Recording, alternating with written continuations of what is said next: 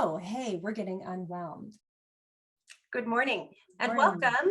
It's Friday, which means it's Unwhelminar. Whoop whoop. Today, Friday, the 28th of October, is a fantastic day. I'm super excited about our guest today, whom I have the pleasure of meeting at a women's event. What? We went out in public with other women. But as is our custom, we will run through a little bit of introduction. I get the first few minutes to brag about Unwhelmed Coaching and to talk, basically do a commercial. And then we will jump into our Unwhelminar, and then we will have time for questions in the chat live or in the Facebook Live comments. So welcome to Free Friday Unwhelminar. Yay! I am delighted to tell you that this has been a huge week at Unwhelmed Coaching.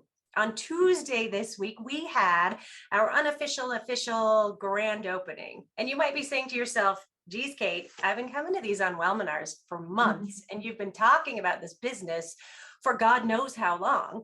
But it was the official ribbon cutting, which meant that the fools at the Chamber of Commerce here in Santa Fe gave me a giant ass pair of scissors and then just handed them to me.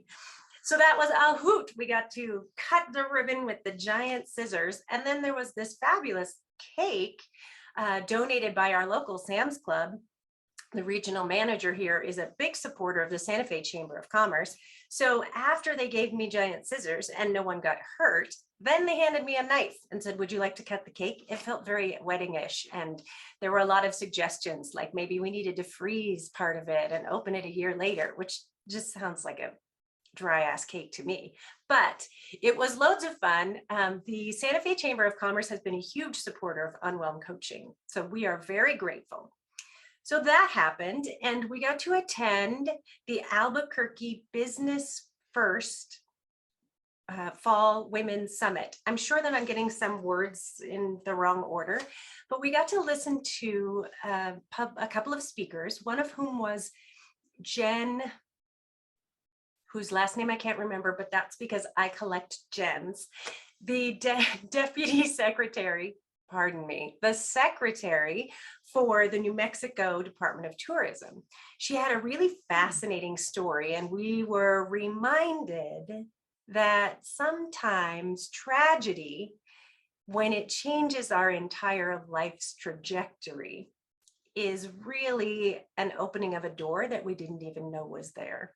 And that seems to be a pretty common theme among some of my favorite people and my favorite clients at Unwhelmed Coaching. So if you're currently going through it, and you know what I mean, and it's 2022, so you're all going through it, just remember that's maybe in a year, 5 years, 10 years, 5 minutes, we could look at this and go, wow, that really sucked, but it led me to here, so I'm grateful.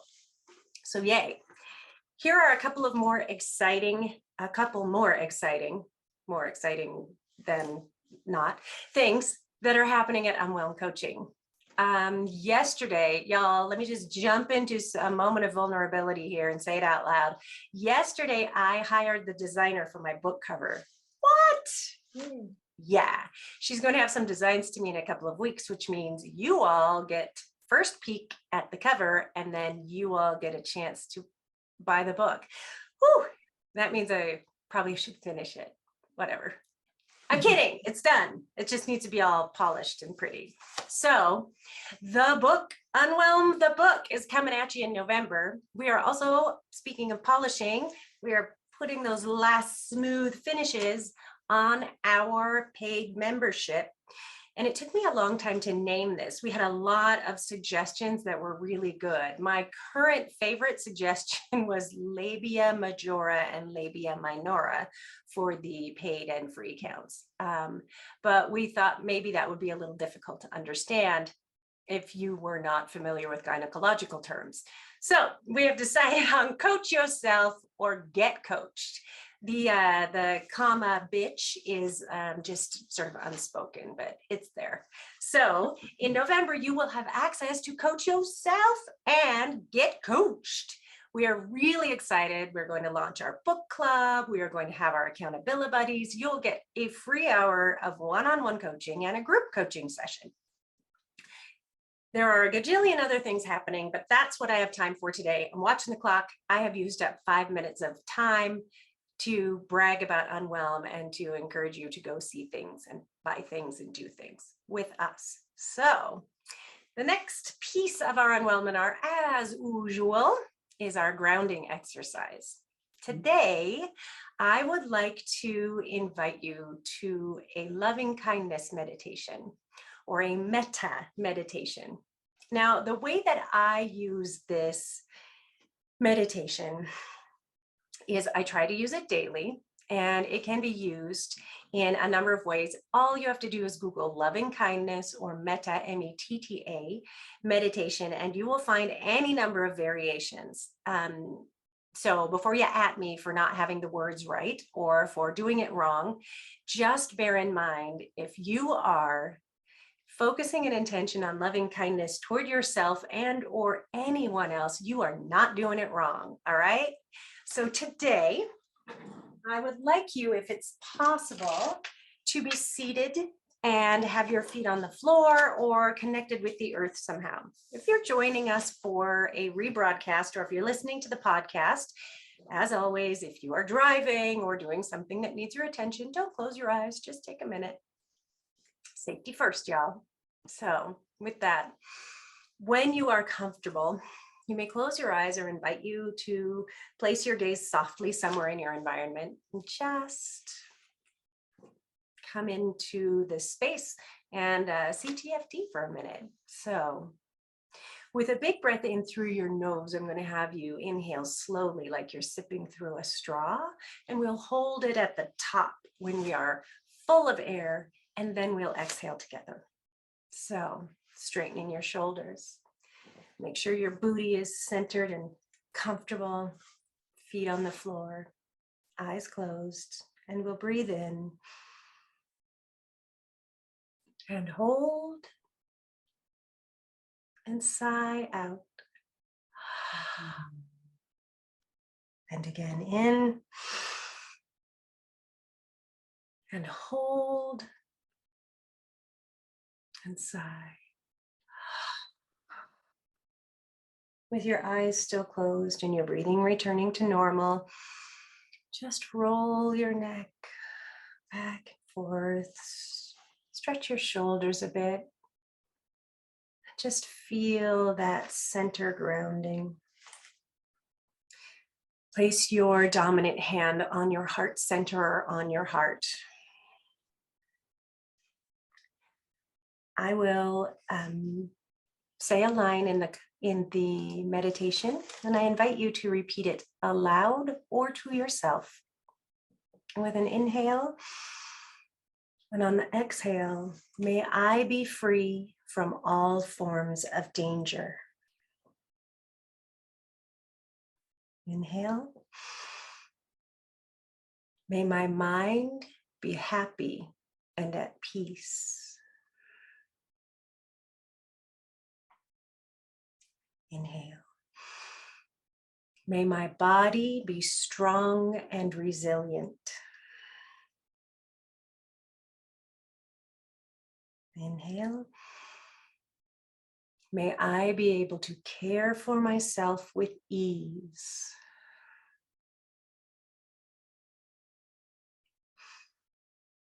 May I be free from suffering.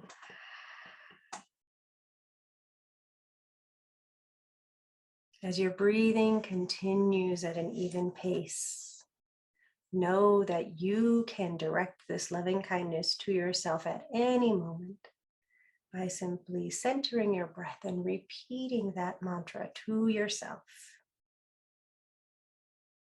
I invite you to focus attention on yourself today and to offer yourself some loving kindness. And one more breath in and out. And when you're ready, you can join us back in the space. Thank you. So today's Unwhelminar is this fabulous badass that I got to meet at a fantastic women's networking event called the Women's Wine Down in Albuquerque, Mexico. The organizers and facilitators of the event were kind enough to open the microphone to the audience and sort of travel around. And Tammy got a minute to tell her story, and I was absolutely intrigued. Tammy, go ahead and unmute yourself and I will jump in. So Tammy gave up by all accounts, by her own accounts, a lucrative and what we would call a successful career at Los Alamos National Labs. She started in one department and ended up in the weapons department doing project management. And y'all, that's a big deal in the state of New Mexico. Los Alamos National Labs is the center of research for the federal government's research into weapons. I'm trying not to get too deep or put too much spin on it, but I'm just saying it's the shit, y'all. It's a big deal. COVID hit. She ended up at home with her family going, you mean I don't have to go to the office? I don't have to deal with all of that? Oh my God.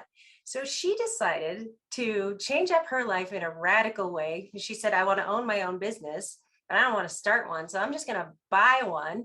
And she did. And she is now the proud owner of Black Dog Shredding, which is both mobile and on-site shredding of documents. But I want to start with your sort of personal story, Tammy, and how you ended up in Los Alamos National Labs and doing what you were doing before you bought Black Dog Shredding. Welcome to the program. Thank you. Good morning, everyone. I'm Tammy, as you know, Tanny Diaz. I am from Alcalde, New Mexico, which is north of Espanola, New Mexico. A lot of people don't know where that is. I live close to the Rio Grande River on some agricultural property out here. I grew up here. My grandparents built this adobe home that I currently reside in. I took it over after my dad passed away in 2012 and remodeled it. I actually lived in Santa Fe for quite a while and had this house sitting here, and I thought, well, I guess I should probably do something with it since my grandparents made the adobes themselves and built this house as their family grew. And so I acquired the property and the house and gutted it, and 3 years ago I moved back into it. I live here with my daughter. She's a 15-year-old girl, and I share custody with her dad. So we split time with her, and yeah, so I moved back home. I love it here. It's serene, it's beautiful, but it's lonesome at times because I'm kind of in the sticks, quote unquote. I make my way back into Santa Fe quite often and then into Albuquerque. My business is located in Albuquerque right now. And so I commute there a couple times a week.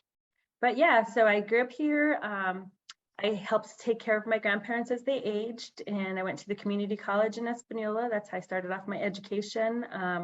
I pursued a degree in environmental science and management, and had to finish off at New Mexico Highlands University. I obtained my bachelor's of science degree there in 2000.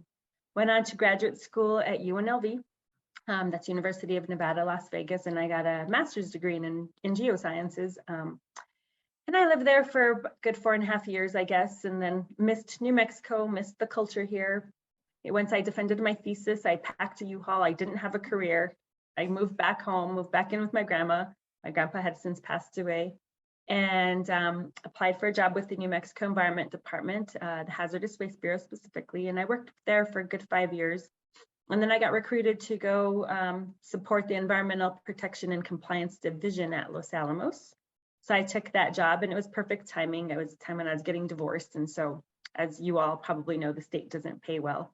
And Los Alamos came in and swooped me up. So I worked there as a group leader for a little bit in environmental protection and compliance. And then I decided to diversify my career. I applied for a job with one of the weapons groups. I got it as a program manager with them. I supported about 60 projects in a $15 million budget. And then COVID hit, and we worked from home for a couple of years. And initially I hated it. I was like, oh, this is terrible. I miss socializing. But then it became really comfortable and nice because I got to spend time with my daughter. I wasn't rushing around driving, back and forth. It's about a 45-minute commute for me. from home. And so I became accustomed to it. And then, a couple of years later, the director started mandating us to go back into the office, and I was mortified by that idea. So I was like, I can't do it. I don't think I can go back to an office.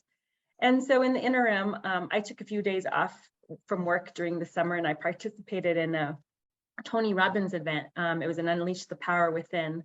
And because of COVID, he was holding his events through virtual means. And so it was more affordable. And, we were all in a Zoom call for 4 days. And during that time, it was the most life-changing thing I've ever done. He's pretty amazing, Tony Robbins, if you haven't heard of him. And he talked about how the #1 female millionaires in the world are entrepreneurs. And he talked about how you don't need a whole lot of money to buy a business or start a business. There's a lot of funding out there, et cetera. And it kind of piqued my interest. And I was like, I'm gonna look into owning a business. And so I kind of did some due diligence. I got onto BizQuest, started looking at businesses that were available for sale in the state of New Mexico. I was originally under contract for a remodeling business out of Santa Fe, Design Solutions, and we negotiated for about 6 months, but we just couldn't come to terms, and so it all fell through. So I was a little bummed because I was like, okay, great, what am I going to do? So then I came across Black Dog Shredding, and one of the things you look at is the cash flow of the business, how long they've been in business and all of that stuff. And so I had no clue how to buy a business. I had to learn. I mean, I self-taught myself. I did my homework. I listened to Cody Sanchez's trainings. She owns a ton of businesses, and I didn't do it perfectly, but it was a total learning experience for me. So I put an offer in on Black Dog Shredding. I think he finally went down about like $30,000. He accepted my offer, and I closed on the business last December. I gave my 3 weeks notice at Lano. It was the scariest thing I'd ever done. I put it off and put it off and put it off. And, I got a diverse, I guess, diversity in opinions, I should say. People were like, are you nuts? Like, you're I'm sure. Oh yeah, they're like, you're gonna leave your health insurance, your retirement, like, what's wrong with you? And then, my close friends and supporters were like, go for it. Like, you have a bigger set of balls than any man doing this, And the owner, but the guy Appleman, was like, I tell everyone that you have a stainless steel set of balls by, buying this business and quitting your job. Pardon my French. And I was like, that's how we roll around here, Tammy.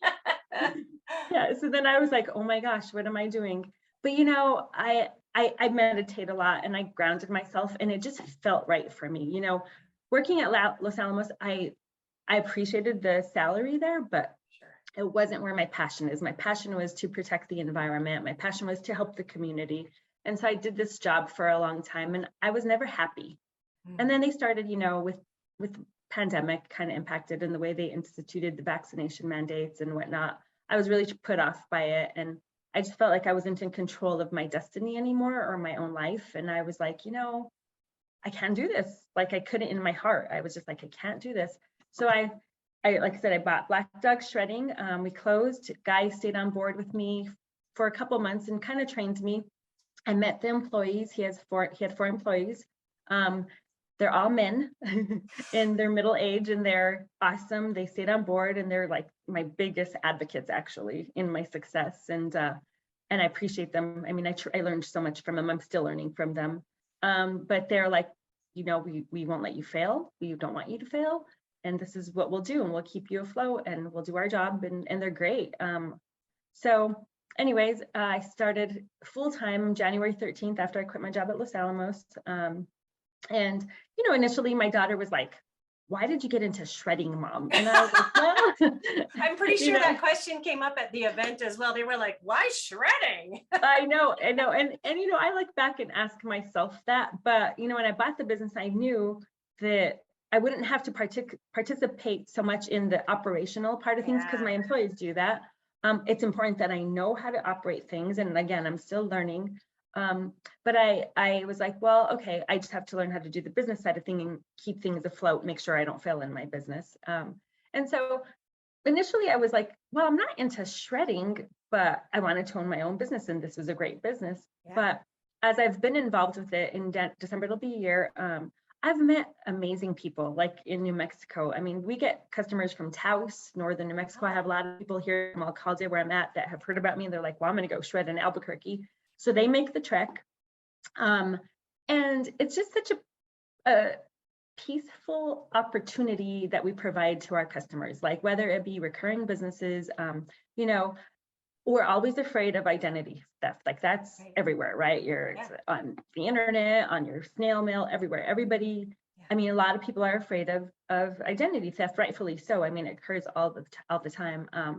And so, you know, I get customers for our walk-in location, and they'll come in, like I'll get calls from even one of our recurring customers. She called one day and she's like, hi, I have paper. My parents just passed away from COVID.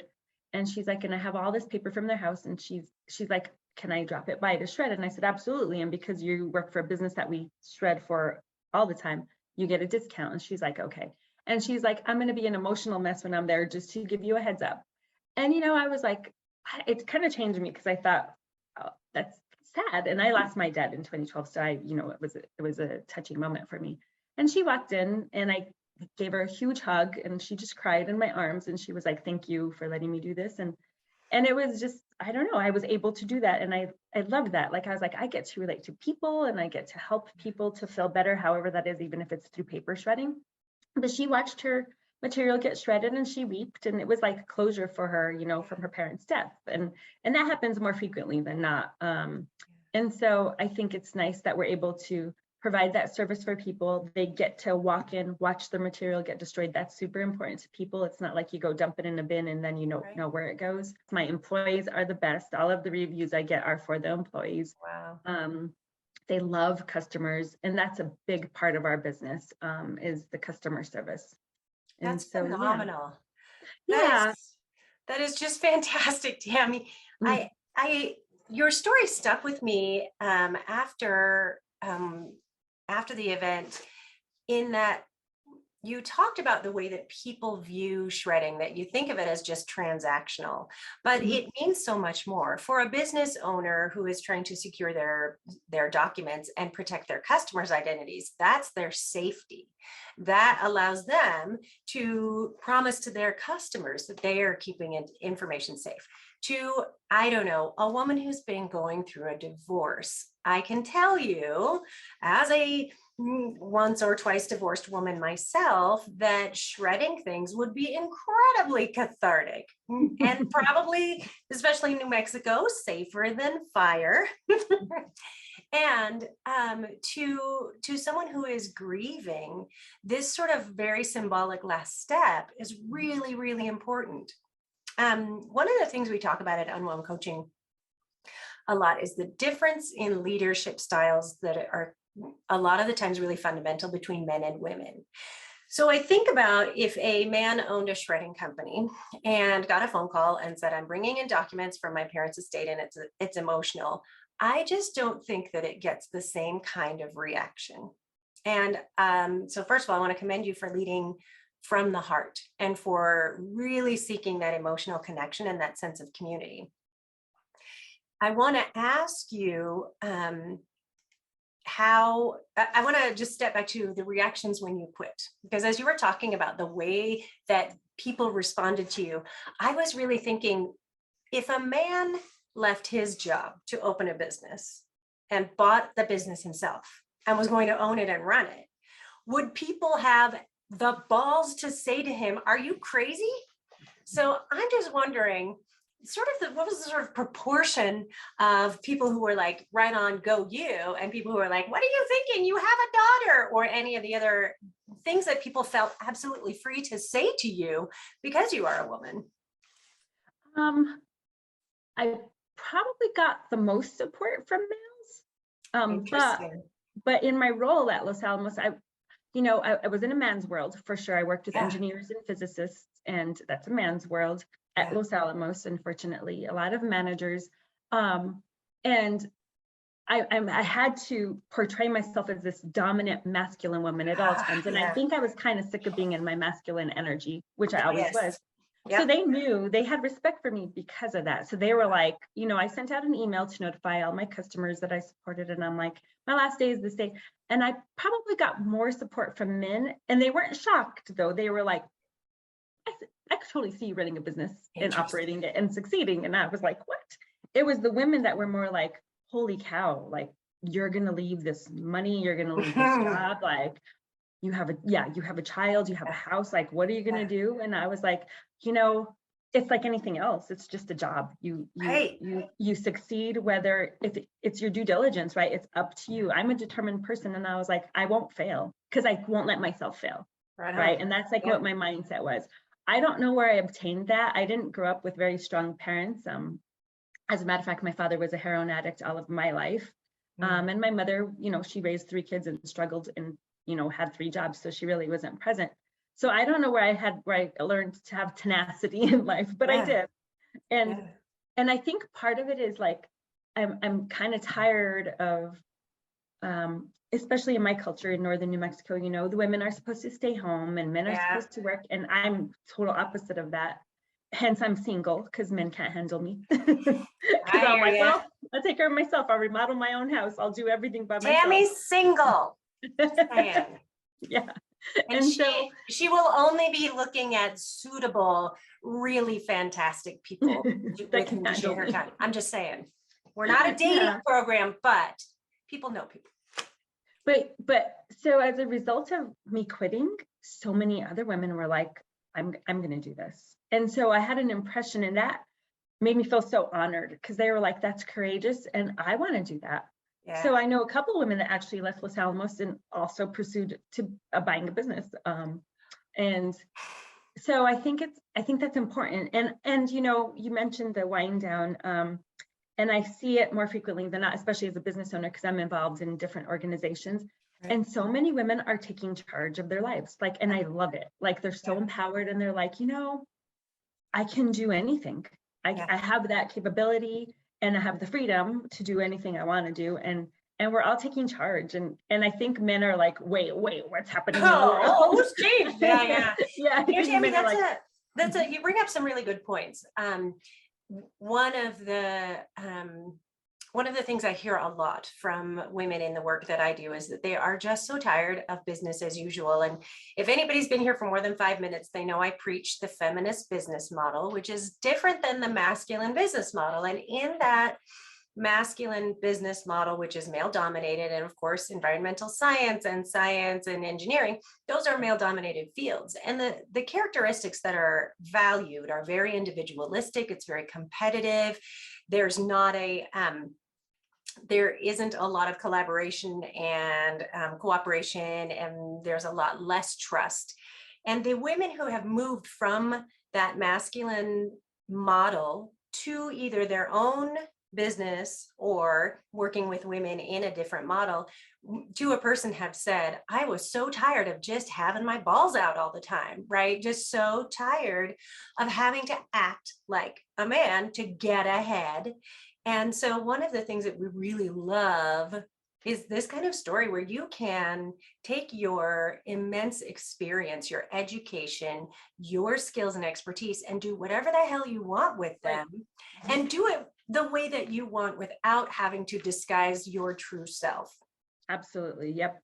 Yeah. And I do that. And that actually was one of my biggest goals when buying a business. I was like, I want to be able to give back to the community. And so when I first started the business, I told my 4 employees, I said, these are my goals.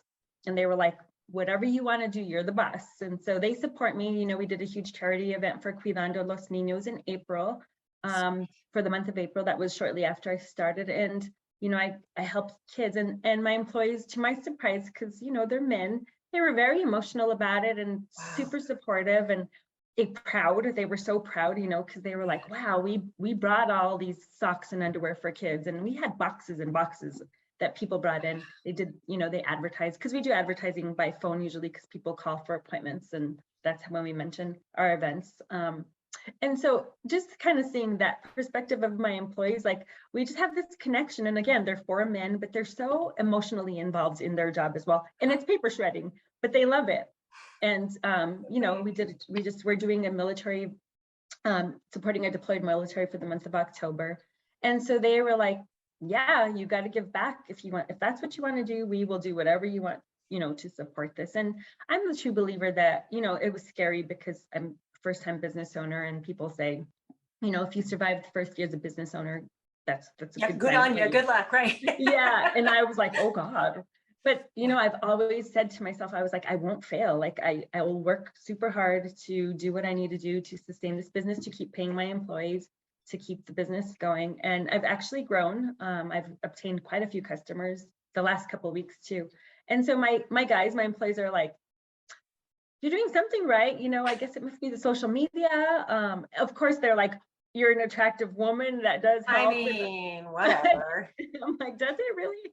But sometimes one of my employees will be like, why don't you go buy some air filters for the truck? And I'm like, why are you sending me? Like, I don't know how to buy air filters for the truck. Right. And they're like, just go to this business. And then I came back and I'm like, I got a new customer. And they're like, that's I know. You know what? Women should use their strengths. And if our physical beauty is advantageous, fucking use it. I mean, it gets used against us often enough. Turn that shit on its head and do what you need to do, right? I mean, I don't have any problem with that. I really appreciate that you're able to speak about it, that it's not just like unspoken, because there's so many times when we just think that a pretty girl gets it easier, and it's true, right? And so to be able to speak transparently about it is a big deal. Well, and I'll say that had this situation or something like this happened while working in the corporate world, it would have probably been more offensive, because right? Oh, sure. You know what I mean? Versus I'm in my own business, and heck yeah, I get to get more customers. And if they think I look cute walking in to go buy air filters, great. But working in the corporate world, that would have been a totally different, uncomfortable scenario. Absolutely. Did you run into that much in the early stages of your career, or at any point when you were moving throughout your career?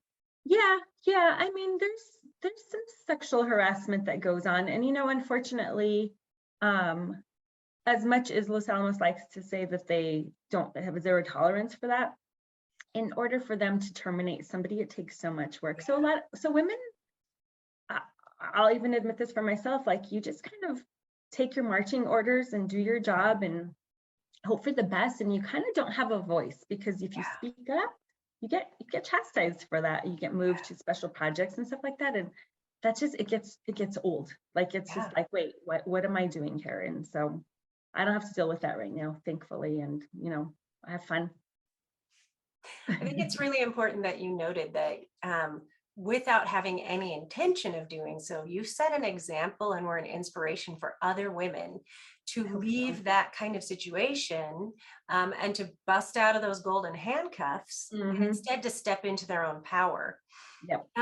Compare and contrast for me how it feels when you wake up now versus how it felt when you woke up in the first week after your boss said everybody was coming back to the office. Well, so when I was working at Los Alamos, I was working, probably 16-hour days from home, because that was the demand of my job. Yeah, it was crazy. On weekends, like, I was just exhausted. Of course, and I was managing DOE funded projects, and it was stressful. And so, and schedules and whatnot. I sleep much better now. And I wake up with, it took me a while. Like, I'll say that I probably finally adjusted to this role, and I'm still adjusting, maybe a month ago. Like, I was like, wait, I'm in control. I don't have to be rushing to Albuquerque if I don't want to, like, I feel guilty, but my guys are like, you obviously are growing the business from home, so that's fine. Baby steps, Tammy. One victory at a time. Right. And so I feel less stressed. I get to enjoy, like, life now. Like, I go outside and I drink my coffee and I work and I talk to customers on the phone, and I just get to appreciate life more. Of course, there are daunting times. I'll look at my business bank account some days and I'm like, oh God. But I got some work to do. Better go buy some air filters. Right. But I always kind of just leave it up to, I believe in God and God. And again, I work from my heart. So I think when you work from your heart and you give from your heart, that you get it in return. And so, I don't operate my business thinking like I want all of this money. I operate like, I'll survive, I'll get money enough to survive. I pay my mortgage and whatnot, and I'll pay my employees. And then if I get extra, awesome. Great. But as long as I'm giving back, to the community, I think that everything's always comes in return, you get it back. So that's how Yeah. I kind of operate. And it's happened, I've been successful, obviously almost a year, and I'm not afraid that I'm going to fail. I have a good resource of money coming in from my businesses. I've expanded and it's been cool. Yeah, it's been fun. But again, a huge learning experience. Didn't know how to do bookkeeping. I don't know anything about taxes. I will learn that next. That's my biggest fear, I think. But so all of that stuff, it's been one of the things that I think took me by surprise as a business owner, where all the taxes that we pay. Oh God. Like I was like, oh my gosh, we pay taxes Yeah. all the time for every single thing. And Yeah. so, And the state yeah. of New Mexico, for those of you who are in states that don't have a sales tax or that don't have an additional state income tax, in the state of New Mexico, they have what's called gross receipts tax, which means that you have to pay the state of New Mexico on top of your federal taxes for everything you sell. So it entails, Tammy, I know that you've been realizing it entails enormous amount of record keeping, because in order to shelter any of your revenue from tax, you have to show that you're spending that money on the business. Yeah. And so if you just ever taken your paycheck and you just see the withholding that's hanging out there and just kind of don't think about it, or just sort of lament that you need to pay all that to the government, as a business owner that you have to have a mindset of every dollar you make, you have to set aside 30 to 40 cents of every single dollar. And that's if you're taking some decent deductions. So right. that is also, you're right, a very steep learning curve. And congrats to you for teaching yourself and educating yourself about money. Because one of the things that women are not, in a masculine economy, women are not expected to know about how to run a business. And we are often discouraged from talking about those more difficult aspects, and certainly discouraged from talking about the money. I tell my clients, there is absolutely no reason that you can't lead from your heart and aspire to be a millionaire tomorrow. Because fuck that, do your business the way you want. And as you say, those investments in your community and from your heart will come back to you. Yeah.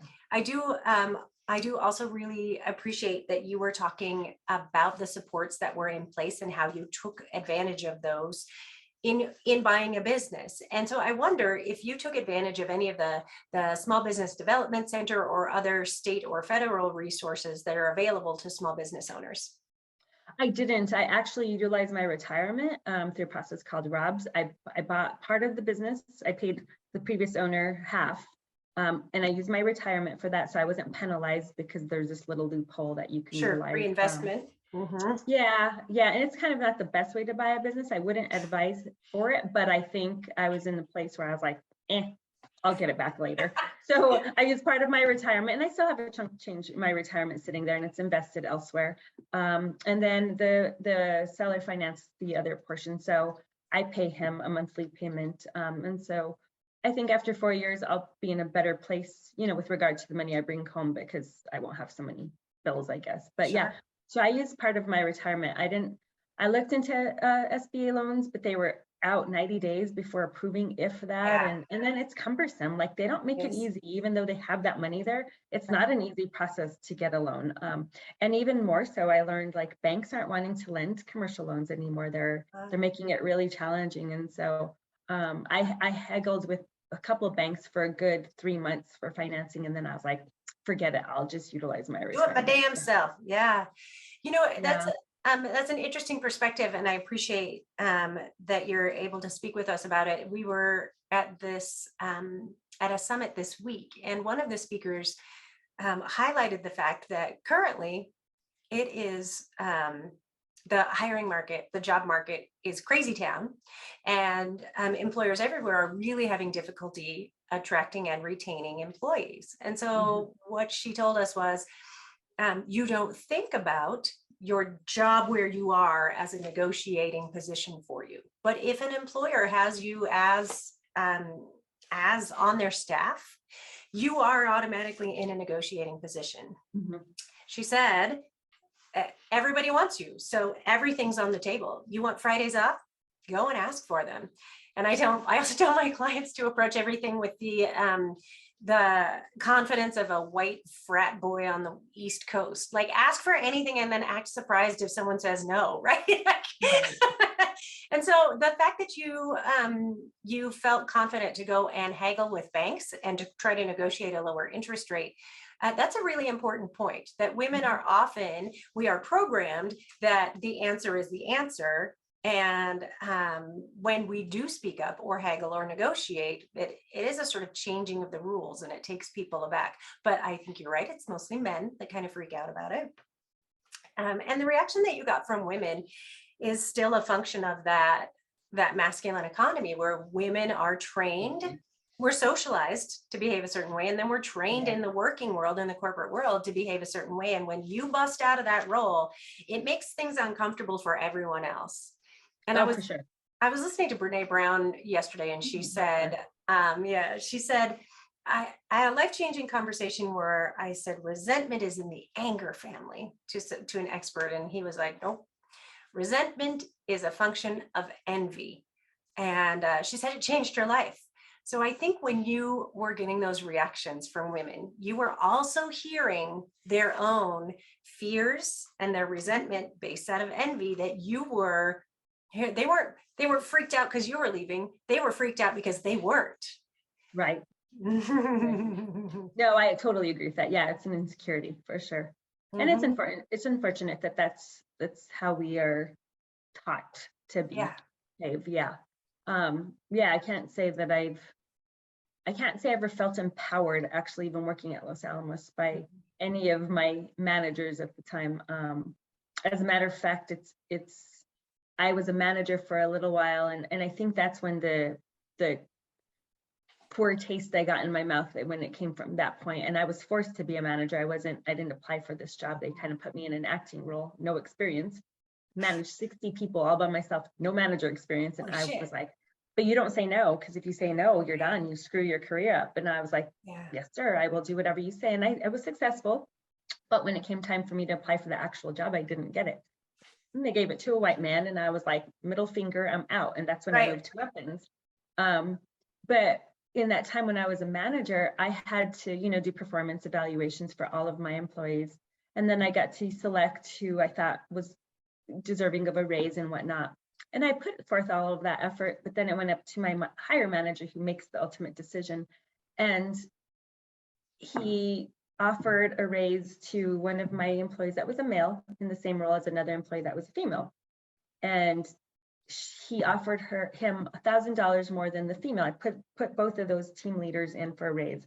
Well, the male was going to get $1,000 more. And I was mortified by this. And I was like, oh my gosh. So I went to my manager and I knocked on his door and I said, this is absolutely inadequate. You can't do this. These two people have been on my team for the same amount of time. They have the same amount of experience, and either you give them an equal raise or you don't give either one a raise. And he was like, and he listened, and he's like, okay, I'm glad you came to talk to me. But I was just like, this really does happen. I didn't believe that, but I was like, men get paid more than women. And I was like, this is in my face, and it really does happen. Yeah. And it just turned me off. I was just over it. I was just over. After that, I kind of just, I did my job as a program manager. I took those skills, and actually I'll say that at becoming a program manager, it wasn't in my background. I just learned how to do that job. I got it. I was shocked that I got that role when I applied. And I was like, all right, here I go. Got to learn I'd have to learn the weapons industry, because that's not what I supported initially. And I was like, and I have to learn how to budget money and work with financial people and schedules. And I had to my boss didn't teach myself, so I taught myself. So I thought, but the best thing that came out of it is it gave me confidence. I was like, I can do anything. I can own my own business and manage the operations and manage the budget, because I know how to do that now. And so I'm incorporating actually some of those skills that I took away from Los Alamos into this business. The previous owner didn't have any contracts in place for our customers, and banks will ask for that. So business owners out there, if you ever need a loan in the future, they will ask you for a sustainable customer basis and evidence of that. And so I've been working diligently on getting service agreements out. I call them non-contractual service agreements, because I don't like having contracts. And so I've been getting those out to all of my recurring customers. And and they've been quite happy with it because it gives them some sort of structure. And I think, it's like we're doing business together, it makes it more official.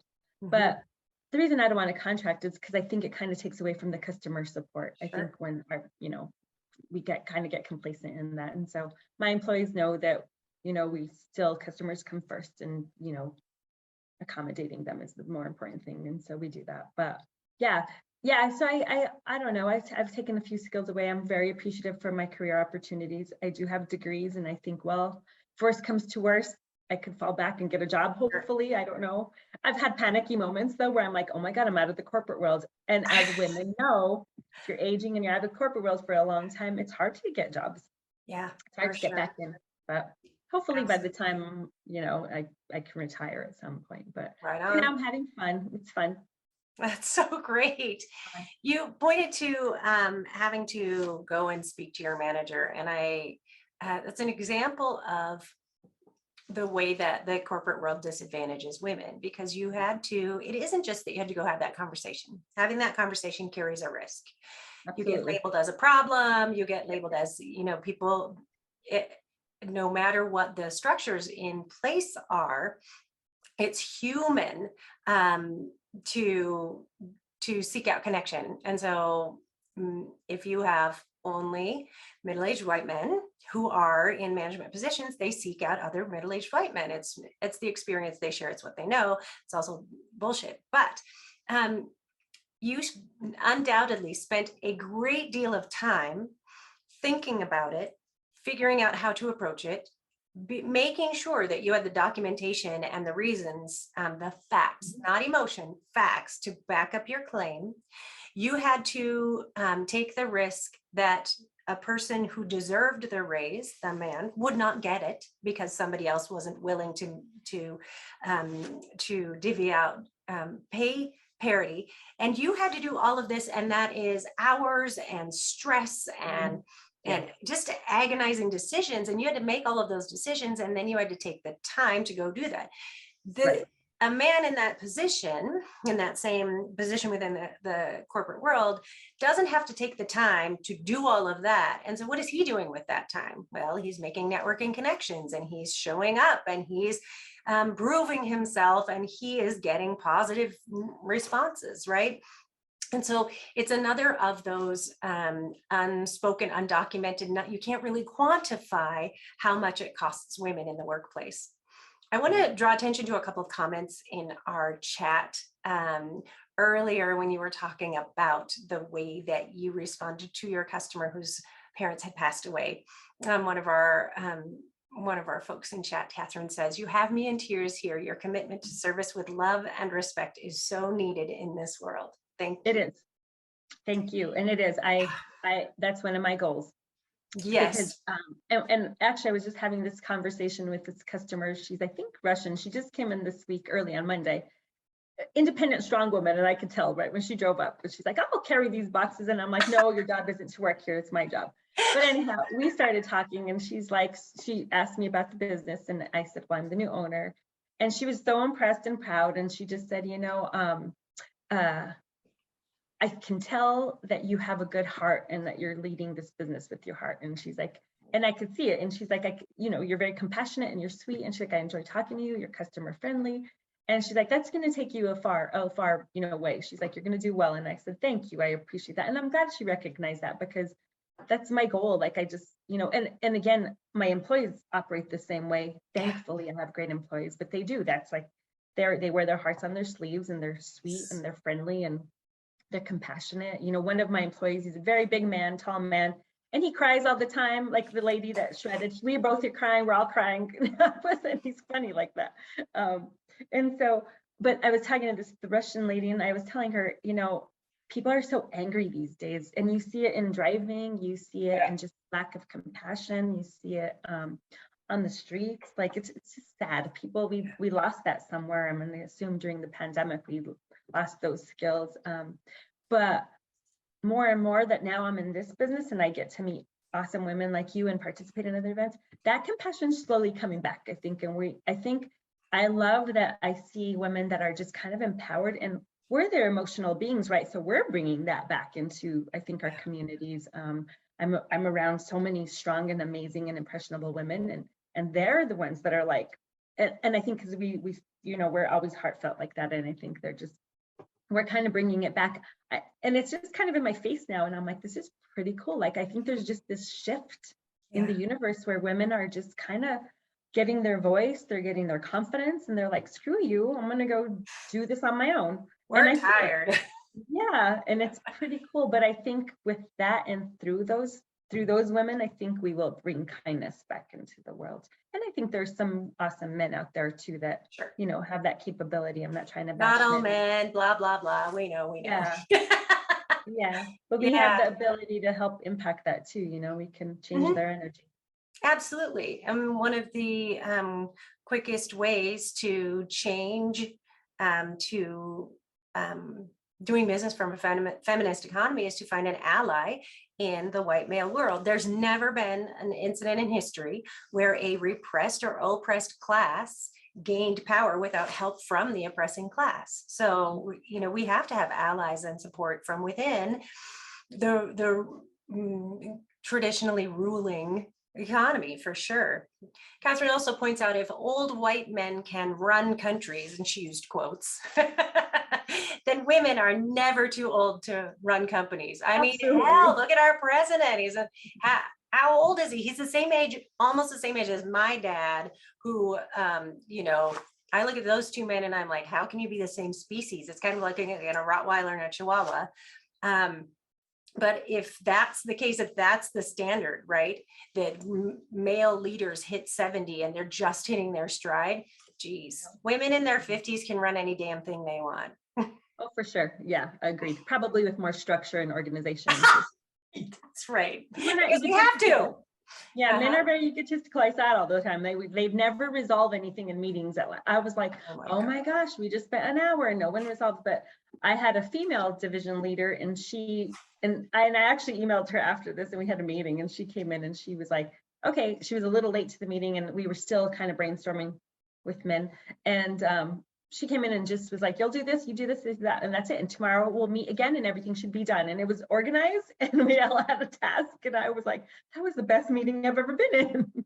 And she was like, thanks. Like, why can't we do this normally? But I did a little bit of research when I was finishing my degree. I am also non-typical student and business owner, in that I just got my degree in 2020. I finished my undergrad degree.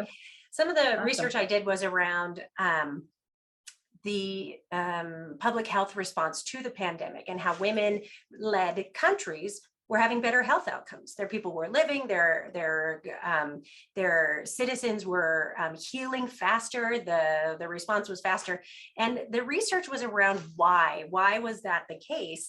And it turns out women leaders come to the job better prepared than men because they've had to fight harder to get there, because they are more apt to have run a family. And that means that they are aware of family issues, because they have been under scrutiny in the way that men haven't, so they run things transparently, and because they have been expected to multitask since they were girls, and so they end up actually being able to multitask better. And maybe most important is that women are more inclined to seek out a diversity of voices. It means they're going to listen to the people who need to be listened to. So the fact that you listen to what your customers need and respond to them is in the essence of female leadership as defined as successful. And I agree that this is a way that we are bringing kindness back. I always say supporting women is how we heal the whole mess. That's what happens, right? Yeah. I want to give you a minute to talk about Black Dog Shredding, tell people how to take advantage of your services, talk about what you do. And then I also want to know, what is the weirdest thing you've ever had to shred? Oh gosh. Okay. So Black Dog Shredding has been around since 2008. It was established by Guy Appleman. And he decided he wanted to retire. So he put the business on the market. I think it was on the market for a couple months. I put an offer in and bought it from him in 2021, December 2021. And I'll have to say our main goals at Black Dog Shredding is to provide secure and confidential paper destruction, but more importantly, to provide efficient and friendly customer service.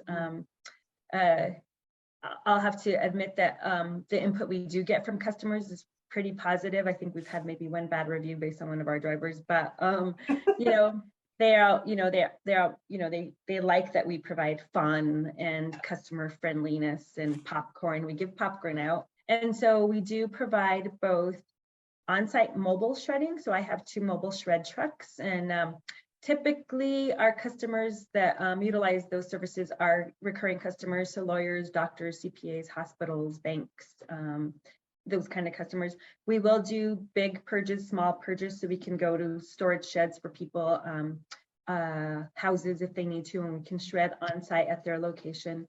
And that's commonly requested when material like old doctor records, and they have to keep their records or tax records for a certain amount of time, and they have to witness them being destroyed. So that's kind of nice that we have that capability of going to your house or to your business location and providing on-site mobile shredding.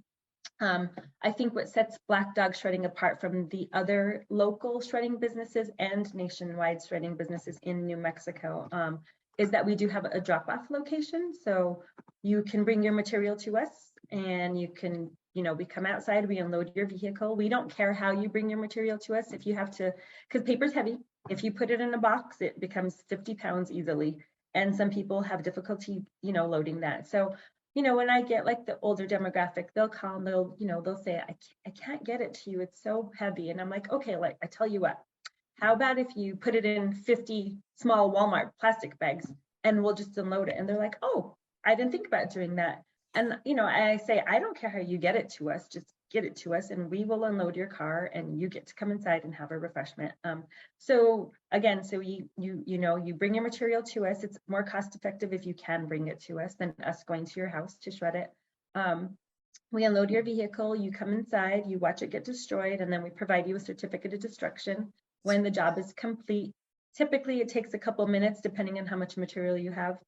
We're also able to pick up boxes, so we just actually have a storage shed job today. The guys have to go pick up 104 boxes from somebody's storage shed, and we have a box truck, so we'll bring those back to our facility and shred them there as well.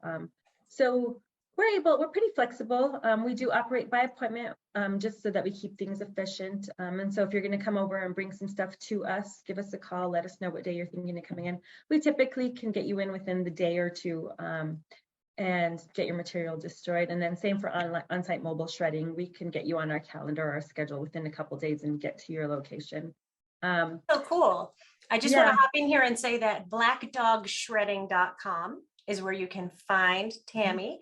And Jen I'm dropping that in the chat and in Facebook comments. Follow them on social media. Tammy's pretty funny and there's some great stuff. And Tammy, before we go, because we're about to wrap up, I need to know what's the weirdest thing you've ever had to shred.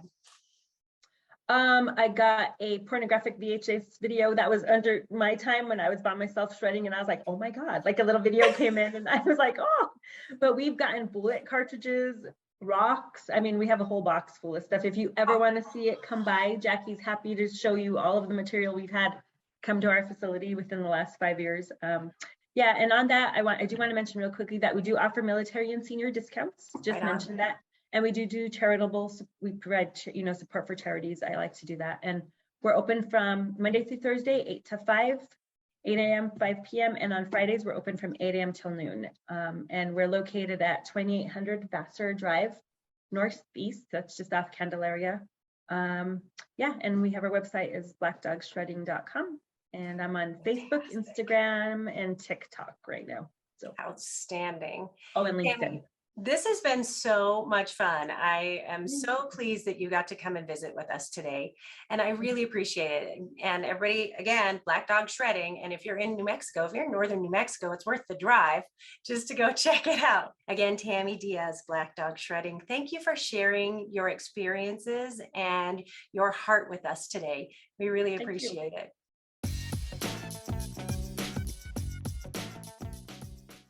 Oh, hey, we're getting unwhelmed. And as always, you can catch all of our recordings on our website at unwhelmcoaching.com.